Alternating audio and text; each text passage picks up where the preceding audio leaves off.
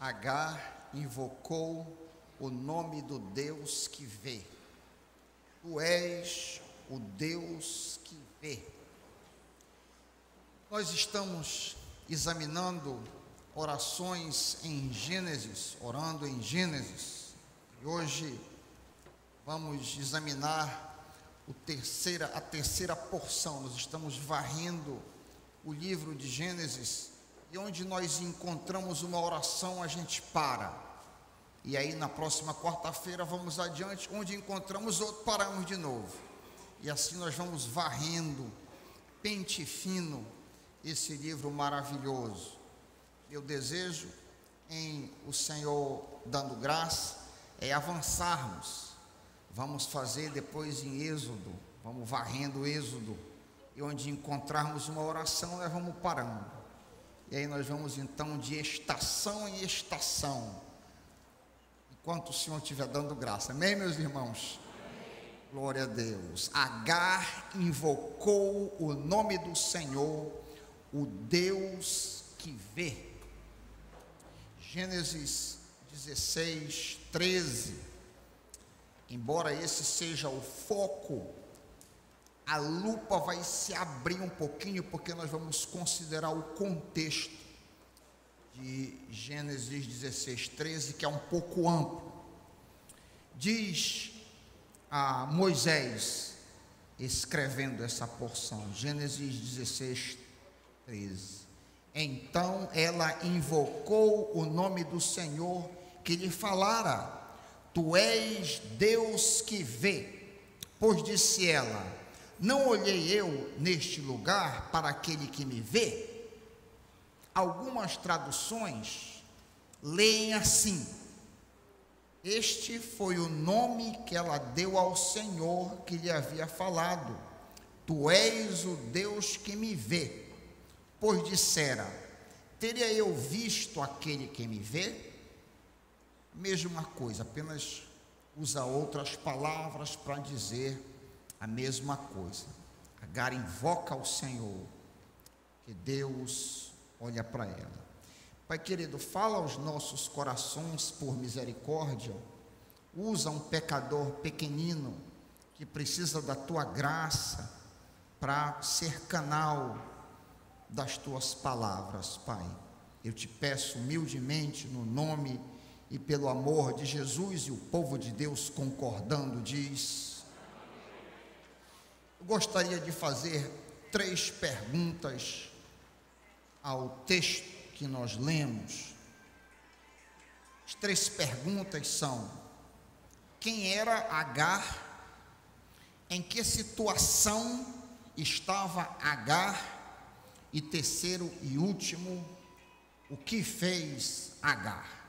Estas são as 3 perguntas que vão nortear tudo que nós vamos considerar nesta noite.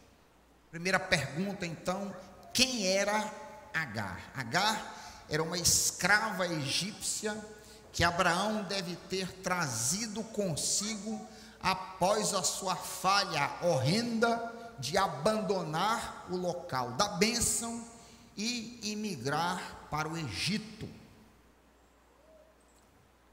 É muito possível que essa egípcia veio com ele quando ele retornou da terra para onde ele não deveria ir. O contexto maior é Gênesis 12. Eu queria que vamos fazer um exercício de palavra hoje. O contexto maior deste texto está lá a partir de Gênesis 12. Gênesis 12, 1 a 3, Deus chama um criador de gado, um criador de ovelhas, para si mesmo, e faz uma promessa a esse criador, esse fazendeiro. A promessa envolvia ter muitos filhos, que ele teria uma grande descendência, que ele seria protegido pela mão de Deus, e terceiro, ele receberia um legado. Olha aí, 12, de 1 a 3. Então o Senhor disse a Abrão: sai da tua terra, do meio dos teus parentes e da casa de teu pai, e vá para a terra que eu te mostrarei. farei de você um grande povo e te abençoarei, tornarei famoso o teu nome, você será uma bênção, abençoarei os que te abençoarem, e amaldiçoarei os que te amaldiçoarem, e por meio de ti, todos os povos da terra serão abençoados. Que palavra maravilhosa! Eu fico imaginando que tipo de revelação foi essa, um sonho, uma visão que Abraão teve. Quem sabe numa noite, Abraão teve essa visão e ouviu essa belíssima promessa. Eu tenho quase certeza que Abraão não tinha bem entendimento dos desdobramentos desta promessa, principalmente por causa do finalzinho dela. Vocês notaram que o finalzinho dessa promessa envolve você e eu? 6.000 anos atrás foi dito uma coisa a respeito de você e eu. Hoje aqui, 2.000 anos, olha aí o finalzinho: todos os povos da terra serão abençoados por causa de ti.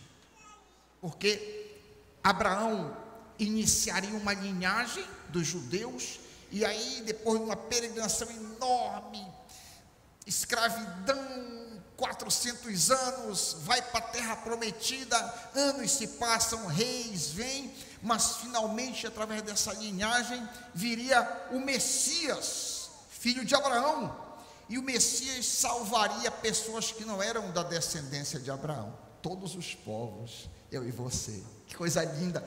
Eu imagino que Abraão não tinha uma percepção desses desdobramentos tão tremendos quando ele recebeu essa palavra. Mas o comando para ele foi: deixa Ur dos caldeus, deixa a tua zona de conforto e vaga rumo ao desconhecido. Que desafio, hein? Um homem já de 75 anos, após Deus ter mostrado o local de habitação, Canaã, esse local seria tua possessão e dos teus filhos, o patriarca abandona este lugar no momento de teste, no momento de uma grande fome que chegou, e se muda para o Egito, mais ou menos no ano de 2090 antes de Cristo. Lemos aí Gênesis 12:7. Gênesis 12:7 é onde ele mostra que era para Abraão ficar ali: darei a tua descendência essa terra é tua. Porém, depois de algum tempo, 12:7, agora 12:10, houve fome naquela terra, e Abraão desceu ao Egito para ali viver, pois a fome era rigorosa. A mudança foi um desastre, a mudança foi uma catástrofe na vida do patriarca. Vocês conhecem a história. Temeroso que os egípcios lançassem mão da sua mulher, então Abraão diz uma meia verdade, uma meia mentira, uma meia verdade, que vocês podem conferir depois em casa, Gênesis 20:12, a meia verdade que ele diz, o que acaba, essa meia verdade acaba resultando em Sarai ir parar no harém de Faraó para ser sua esposa. Uma coisa um tanto estranha é que o vigor físico nessa época era extraordinário. Sarai, com 65 anos, é belíssima. Estranho, né? Sarai, com 65 anos de idade, continua belíssima. Ela vive um total de 127 quando morre, e Abraão 175 anos. Isso que eu acabei de dizer, Gênesis 12:11-20, está aí. Voltem os olhos para Gênesis 12:11 em diante. Quando estava chegando ao Egito, disse a Sarai, sua mulher: bem sei que és bela. Quando os egípcios te virem, dirão: esta é a mulher dele, e me matarão, mas deixarão você viva. Diga que é minha irmã, para que me tratem bem, por amor a você, e minha vida seja poupada. Quando Abraão chegou ao Egito, viram os egípcios que Sarai era uma mulher muito bonita. Vendo-a, os homens da corte do faraó a elogiaram diante de Faraó, e ela foi levada ao palácio, para o harém. Ele tratou bem a Abraão por causa dela, e ele recebeu ovelhas, bois, jumentos, jumentas, servos e servas e camelos. Porém, o Senhor puniu a Faraó e sua corte com graves doenças por causa de Sarai, mulher de Abraão. De que maneira isso foi revelado, não sabemos. Apenas está descrito que houve uma punição muito grave por causa disso. Por isso, Faraó mandou chamar Abrão e disse: o que você fez comigo? Por que não me falou que era sua esposa? Por que me disse que ela era sua irmã? Foi por isso que eu a tomei para ser minha mulher. Eis aí a tua mulher, tome-a e vá. A seguir, o faraó deu ordens para que providenciasse o necessário para Abrão, com sua mulher, e ele partir com tudo o que possuía. É provável que Agar está aí descrita no versículo 16. Olha o versículo 16. Recebeu ovelhas e bois, jumentos e jumentas, servos e servas. É possível que nesse pacote veio Agar. Então isso aí responde à primeira pergunta: quem era Agar, uma serva egípcia? Segunda pergunta: em que situação estava Agar? Em que situação estava Agar? No momento em que Agar invocou o nome do Senhor, que é o texto que nós temos aqui diante de nós, ela estava grávida de Abraão, mas expulsa do contato com a sua família. Coisa estranha, né? Exatamente o que você ouviu. A questão é que Deus havia prometido dar numerosa descendência a Abrão e Sarai, porém os anos se passavam e a esposa do patriarca não conseguia ficar grávida. O teste da espera é frequente na vida dos servos de Deus. Eu vou repetir isso. Você que está me ouvindo, se você não prestou atenção nada até aqui, preste atenção nisso, que você pode tirar uma lição preciosa para a sua vida. O teste da espera é frequente na vida dos servos de Deus. Eu não sei quem é que gosta, eu não gosto muito disso, mas o teste da espera é frequente na vida de um crente e de uma crente. Abraão teve que esperar 25 anos, Moisés teve que esperar 40 anos, Davi teve que esperar 15 anos, Jesus esperou 30 anos, Paulo passou 3 anos no deserto da Arábia, os hebreus esperaram 430 anos pela libertação do Egito, e por aí afora. É comum o Senhor submeter os seus servos ao teste da espera. Gostemos disso ou não, repito, é frequente o Senhor pegar quem Ele ama, quem Ele gosta, para purificar e colocar de molho, esperando. No caso de Abraão, o tempo passa e cadê o herdeiro? Nada. Abraão recebe a promessa com 75 anos, 10 anos escoaram e nada aconteceu. Eu imagino que ele olhava um para o outro, entrava ano, entrava mês e saía mês, e o ciclo normal continuava, e aí a fonte vai esgotando, o tempo vai passando, e aí como é, nada, e ele vai 80 e pouco, e ela também envelhecendo. Enquanto o casal envelhecia, aos olhos de Sarai, Deus não agia, pensou ela. Consequentemente, o que fez Sarai?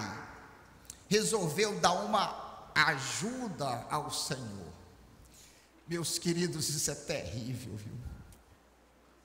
Isso é terrível. Ajudar o Senhor geralmente traz consequências tremendas. Sarai, então, resolveu ajudar o Senhor com algo costumeiro da época. O que fez Sarai? Ela suscitou descendente, ou tentou suscitar, levantar descendente para o seu esposo e para a sua casa, através de uma escrava, Agai, que morava em sua casa. Já que o Senhor não nos dá, eu vou ajudar aqui ele. Pega aí Agar e suscita descendente para nossa casa, um filho do teu ventre. Lembrem que Abrão, me perdoe, Abrão, primeiro ele foi chamado Abraão mais tarde, pai de muitas nações. Abraão só tinha Eliezer, um criado que nasceu na sua casa, mas que não era fruto do seu ventre, era quem ele tinha como descendente. Então Sarai disse: eu vou dar uma ajuda aqui, e tu vais ter um filho. Gênesis 16, 1 a 4, te volta para 16, 1 a 4, olha a descrição da ajuda de Sarai. Ora, Sarai, mulher de Abraão, não lhe dera filho, como tinha uma serva egípcia chamada Agar. Disse Abraão: já que o Senhor me impediu de ter filhos, por sua minha serva, talvez eu possa formar família por meio dela. Abraão atendeu a proposta de Sarai. Quando isso aconteceu, já fazia 10 anos que Abraão, seu marido, vivia em Canaã. Foi nessa ocasião que Sarai, sua mulher, entregou sua serva egípcia Agar a Abraão. Ele possuiu Agar e ela engravidou. Está aí a ajuda que Sarai ofereceu ao Senhor. Essa ajuda teve consequências desastrosas. As repercussões do que Sarai fez até hoje se desdobram. Os descendentes do filho de Abraão com Agar, que ela ficou grávida, Ismael, são os mais ferozes inimigos dos israelitas e dos cristãos. Em outras palavras, os árabes, que são os descendentes de Ismael, se tornaram tremendamente hostis à linhagem carnal de Abraão, os judeus, e à linhagem espiritual de Abraão, os crentes em Cristo Jesus. O temperamento dessa criança, Ismael, filho de Agar e Abraão, pai dos árabes, está descrito logo abaixo, Gênesis 16, 11 e 12. Olha aí, olha o tipo de criança que veio. Disse-lhe ainda o anjo do Senhor: você está grávida e terá um filho, e lhe dará o nome de Ismael, porque o Senhor viu o seu sofrimento. Olha a descrição do rapaz. Ele será como um jumento selvagem, sua mão será contra todos, e a mão de todos será contra ele, e ele viverá em hostilidade contra seus irmãos. Não poderia ser mais cruel. Uma imagem aqui até de terrorismo. Muitos anos depois, os ismaelitas se tornaram um grupo étnico, depois de alguns anos, e José do Egito, o bisneto de Abraão e Sarai, é vendido a uma caravana de ismaelitas. Bom, Maomé, pai da religião islâmica, profeta árabe, nascido em Meca, responsável pela criação do islamismo, pai dos islâmicos, é árabe, direto descendente de Ismael, e as consequências estão aí até hoje. O judeu não tem inimigo maior do que os árabes.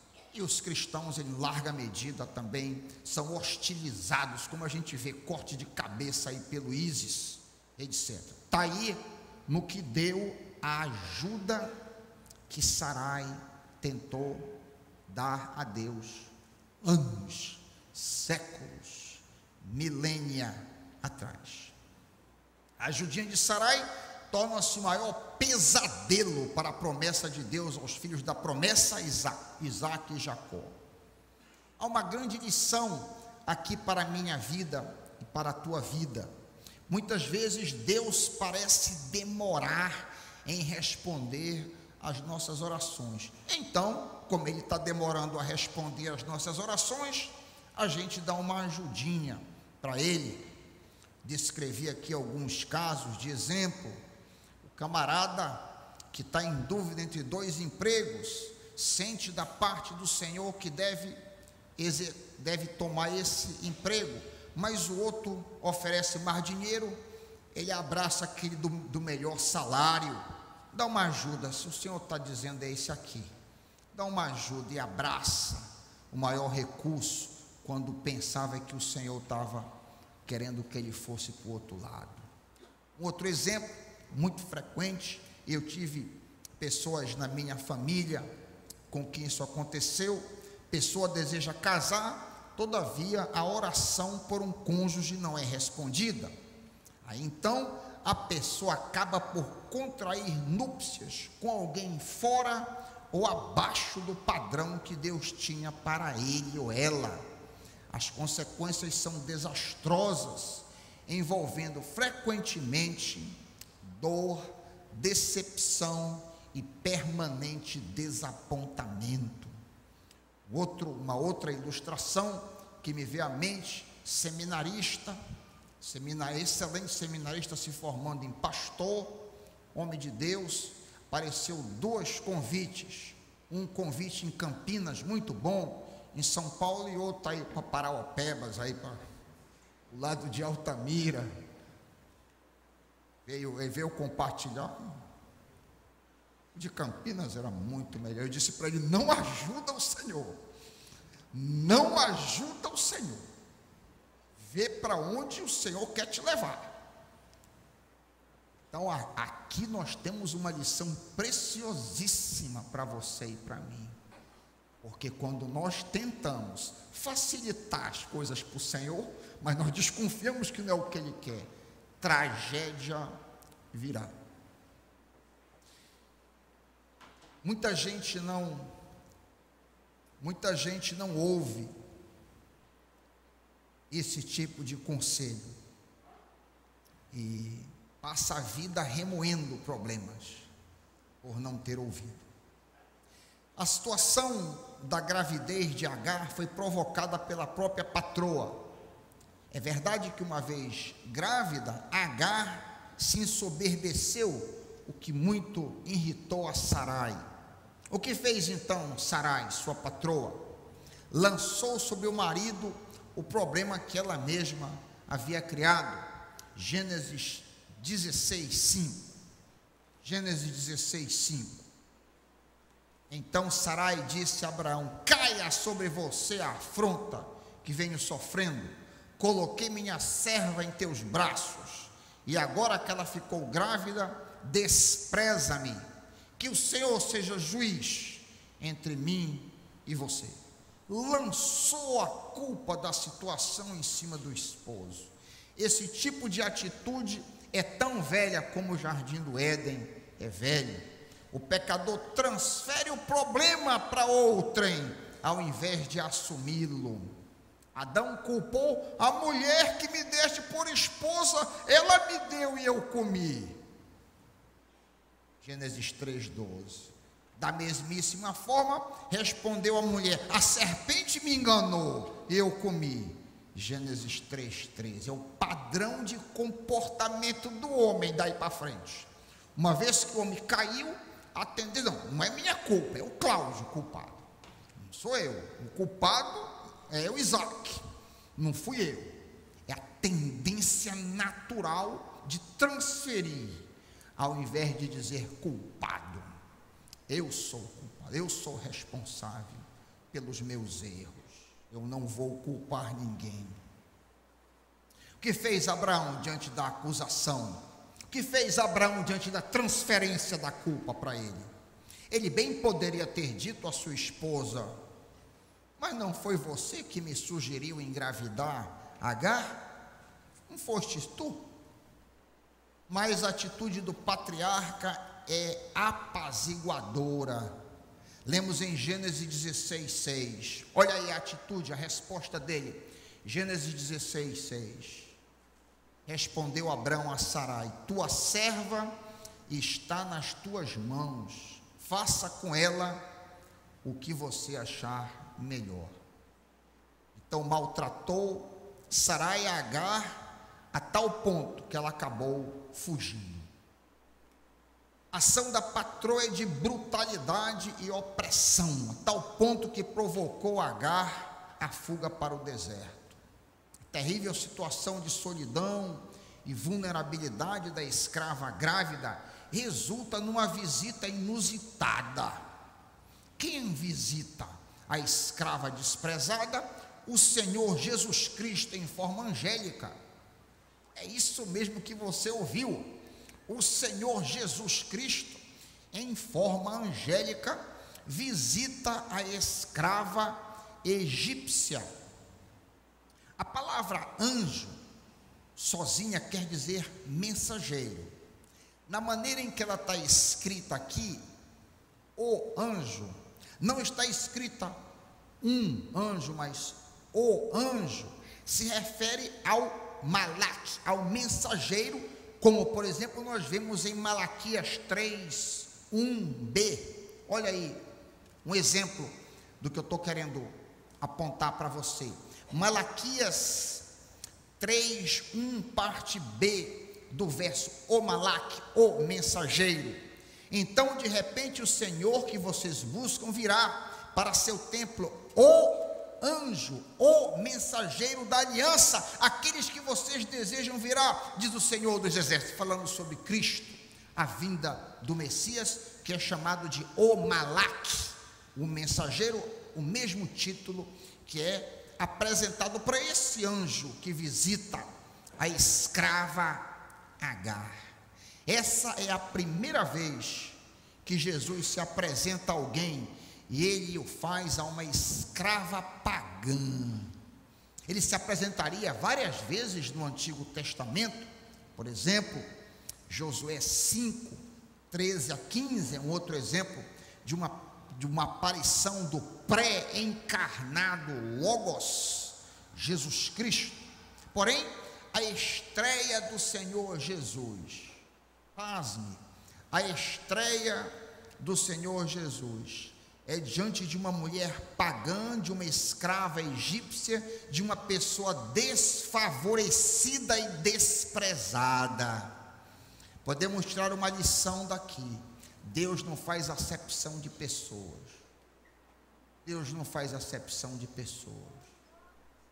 Deus não leva em conta etnia, Deus não leva em conta cultura, Deus não leva em conta se é homem ou se é mulher, se é criança ou se é adolescente, se é velho ou se é jovem. Deus não leva em conta se tem ou se não tem dinheiro. Deus não leva em conta nada disso. A primeira aparição, quem recebeu a honra de ter foi uma escrava. É interessante que quando a gente olha para esse encontro maravilhoso, nós vemos os dois lados do Senhor Jesus, graça e verdade. Olha que coisa linda, graça e verdade, é o Jesus apresentado no Evangelho de João 1,14, vimos a sua glória como do unigênito do Pai, cheio de graça e de verdade, esse balanço. Em Gênesis 16, 7 a 10, nós vemos as duas coisas, graça e verdade. Olha aí, Gênesis 16, 7 em diante, o anjo do Senhor encontrou Agar perto de uma fonte no deserto, no caminho de Sur, e lhe perguntou: Agar, serva de Sarai, de onde você vem? Para onde você vai? Respondeu a escrava: estou fugindo de Sarai, a minha senhora. Então disse o anjo do Senhor: volte a sua senhora, sujeite-se a ela. Disse mais o anjo: multiplicarei tanto os teus descendentes que ninguém poderá contar. Em primeiro lugar aqui, eu queria mostrar o lado da verdade, e a verdade apresentada é respeito por autoridade. Isso mesmo, o anjo comanda Agar a retornar à sua senhora e se submeter à sua autoridade. O anjo comanda a que ela retorne, embora ela estivesse debaixo de maltrato. Pastor Raik, Agar não estava grávida, debaixo de pressão? Exato, estava. Mesmo assim, ela é enviada de volta à sua senhora pelo Deus que inventou a autoridade dos pais sobre os filhos, dos patrões sobre os empregados, dos pastores sobre as ovelhas, dos reis sobre os súditos, dos mais velhos sobre os mais novos, dos magistrados sobre os cidadãos e de todos os que exercem autoridade. 1 de Timóteo 2:2. Muitas vezes é difícil nos submetermos à autoridade. Ainda assim, o princípio estabelecido pelo Criador é reiterado por Jesus.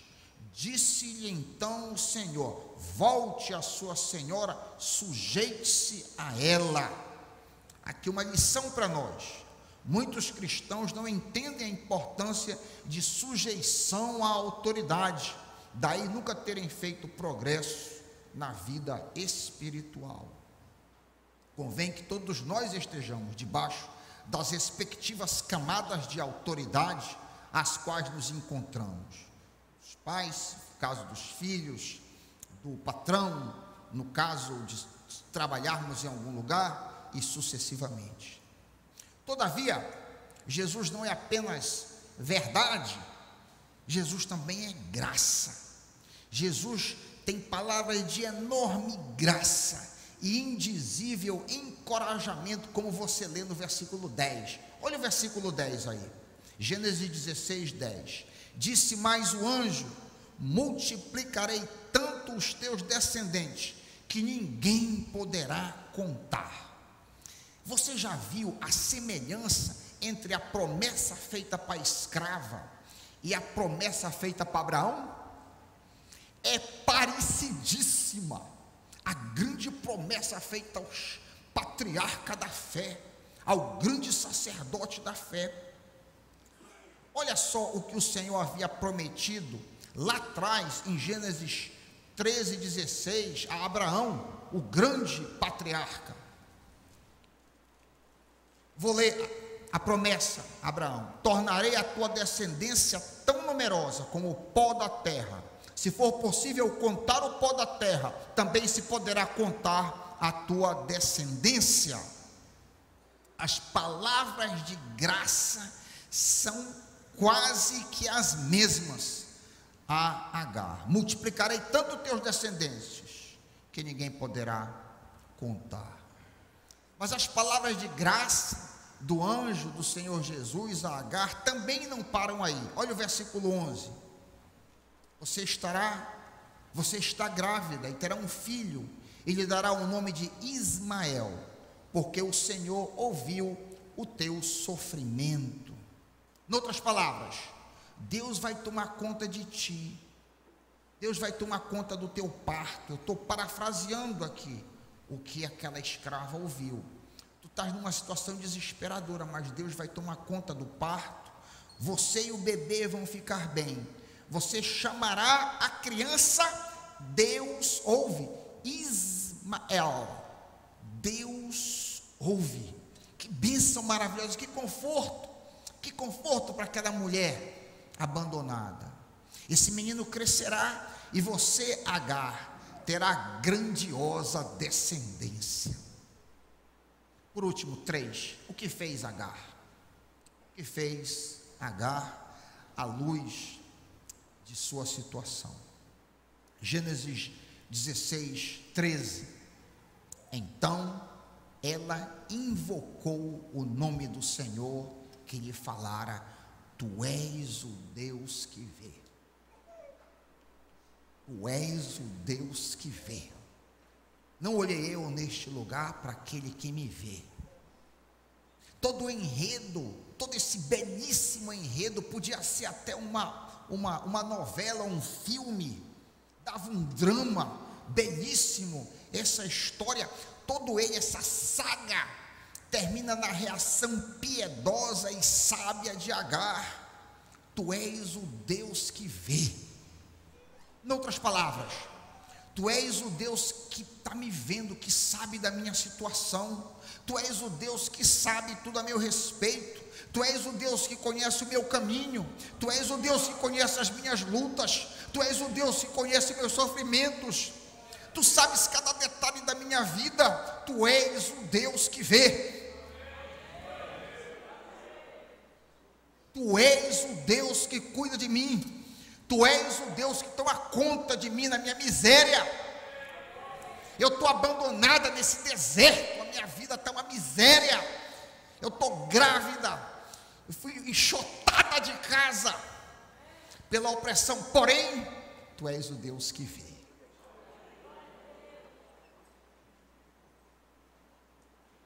Qual é a sua situação hoje à noite? Qual é a tua situação hoje à noite? Não existe detalhe da tua vida que o Senhor não veja. Não existe nenhuma circunstância, não há nenhuma sutileza na tua vida que o Senhor não saiba. Não há nenhuma dor, nenhuma dúvida, não há nada oculto aos olhos daquele que vê. Tu és o Deus que vê. Como destaque, eu queria ainda mencionar a honra indizível dada a essa Zé Ninguém. Você notou que nada é falado de uma visão semelhante para Sarai? Nas Escrituras não há recorde nenhum. A grande Sara, nada é falado dessas honrarias. A honraria de ter um encontro com o Senhor é falado sobre Abraão, sobre Jacó e Agar. Que privilégio, que privilégio. Isso, quando eu meditava, enquanto preparava esta palavra, e eu meditava sobre esse encontro que aquela mulher naquele deserto teve com o anjo do Senhor, com Jesus, eu fiquei pensando em outro célebre encontro, também em Peniel, em Gênesis 32, na qual o anjo, o mesmo anjo que apareceu a Agar, apareceu a Jacó, e eu já caminho para o final. Gênesis 32, 25 a 31. Quando o homem viu que não poderia dominá-lo, tocou na articulação da coxa de Jacó, de forma que lhe deslocou a coxa enquanto lutava. Então o anjo disse: deixa-me ir, pois o dia já despunta. Mas Jacó lhe respondeu: não te deixarei ir, a não ser que me abençoes. O homem lhe perguntou: qual é teu nome? Jacó, enganador, respondeu ele. Então disse o anjo: teu nome não será mais Jacó, mas sim Israel, porque você lutou com Deus. Teu nome não será mais enganador, teu nome será príncipe de Deus. Aleluia. Esse foi o resultado desse encontro, dessa visão entre um homem fracassado e o anjo do Senhor. E abençoou ali aquele homem. Jacó chamou aquele lugar de Peniel, pois disse: vi a Deus face a face. Eu vi a Deus face a face. É o Deus que viu Agar e que pode ver você, se você permitir que Ele haja na sua vida. A história de Agar, finalmente, tem seu clímax em sua reação de temor e piedade. Tu és o Deus que me vê. Tu és o Deus que sabe tudo a respeito de mim, das minhas lutas e batalhas. Tu és o Deus que toma conta do meu caminho. Que a nossa reação diante de nossos problemas seja igualmente essa. Invoquemos, pois, o Deus que nos vê. Amém? Que Deus aplique a sua palavra ao meu coração e ao seu coração, em nome de Jesus.